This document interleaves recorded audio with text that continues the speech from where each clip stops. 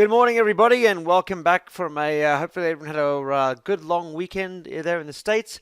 Let's have a quick look at the S&P 500. So we've got we are the last day of open range currently.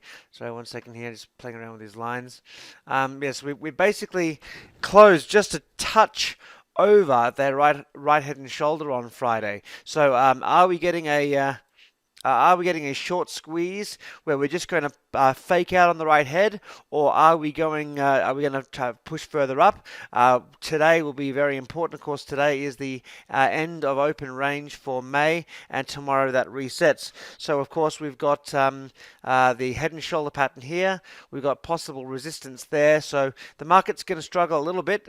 Again, today's going to be very important to see which direction takes the bias for the next couple of weeks.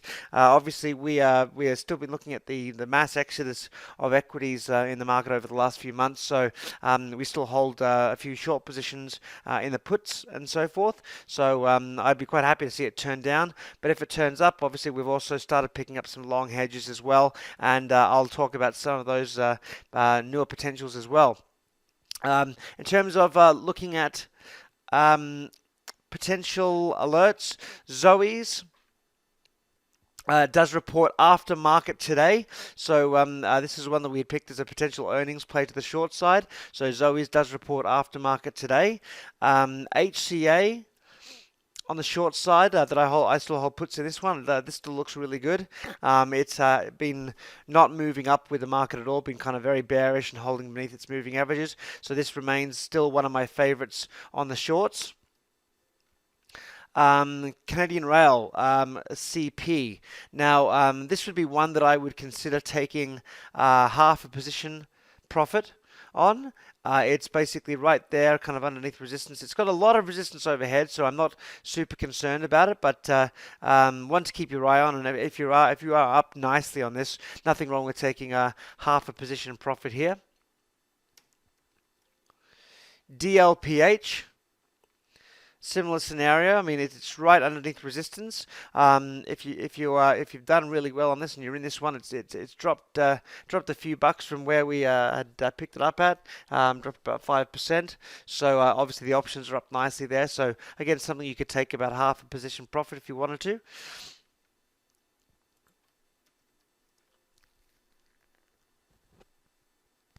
eBay is still holding underneath its resistance. It's been rallying up, but still holding resistance. We'll keep a close eye on that, but that's still sitting underneath the resistance line.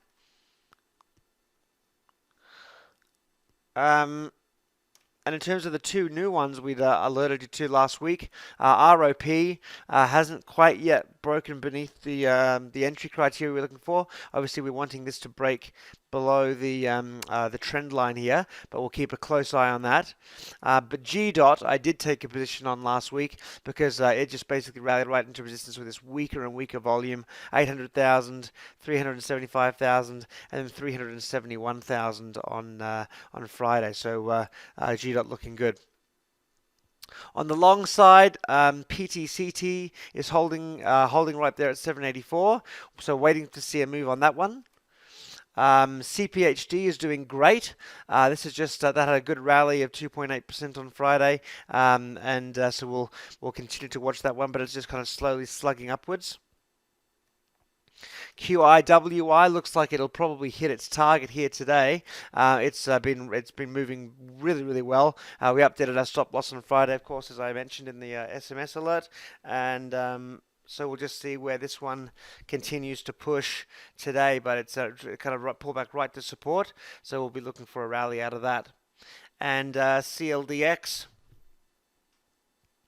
Also at 433, up from that 395 area, so that's looking good. Of course, the new one from for entries on Friday was CLMT, which I bought calls in. I mean, we looked for this to pull back to its 5-day moving average at 375 as an entry criteria. That's exactly where I did a pullback to 375, and then closed at 406. So that one's pushed up really nicely. The options were up from about 35 cents to 55 cents, I believe, in terms of looking at some of the the August calls and so forth, I believe it was. I'll just have to double check that. But anyway, the options were moved quite nicely in terms of those lower priced $4 call options, which I bought. In terms of potential long hedges, there's a couple that I like, and again, mostly looking at this kind of momentum type of pattern. Liberty Tax is one that I found. You can see it's got this kind of nice swoop to it, and just kind of coming out of a previous downward channel. So I was looking at that as a potential long from 11.13 to a target of 11.93. So only about 80 cents there on the target.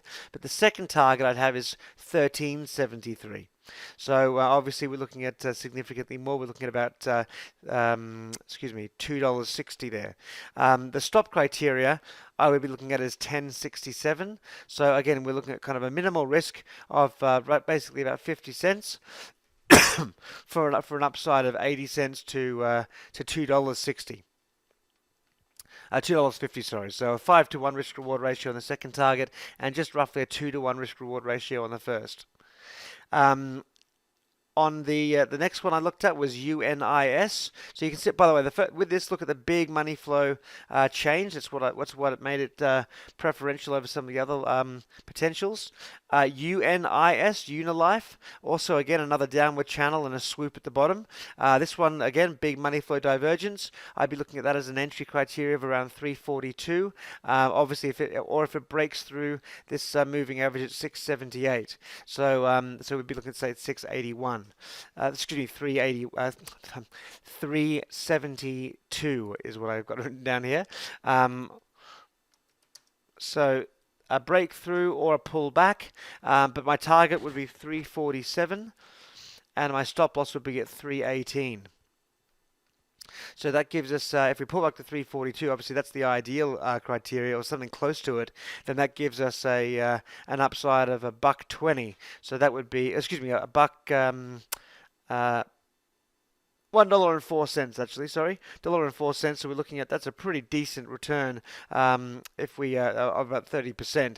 If we go through the target of 372, obviously we're looking at that's slightly reduced, but it's still potentially a good trade. NIHD.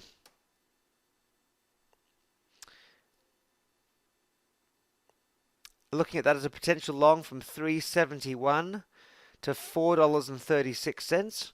So we're dealing with a 70 cents basically return there, and the stop loss would be at 331. Again, you can see the same pattern, this kind of swoop breaking through the moving averages, and looking at the stop loss at 333. So there's about a 37 cent, 38 cent risk there with a 70 cent plus return. So again, 2-to-1 risk reward ratio. So all of those have good potentials. And this was the last one that caught my interest, MDCA. Again, same kind of pattern. Looking at this one as an entry at 1724. Target of 1983 and a stop criteria at 1627. This doesn't have as much of the nice turn in the money flow, but again, similar kind of pattern. So there you have it. Those are 4 potentials that you could have a look at today. All of them, some may hit their entry, some may not. And obviously, I'm looking at the stock side of things to control the risk, because this could be a very short-lived rally, if at all. And these are mostly hedges to against our short positions. So if the market goes down, these will likely stop out, but then we'll be making money on our shorts. If the market goes up, we should be able to make money on these to offset any potential losses on the shorts. But the shorts that we have still do look quite strong and are under resistance. So again, we'll look forward to seeing you all in Trading Room tonight. Take care.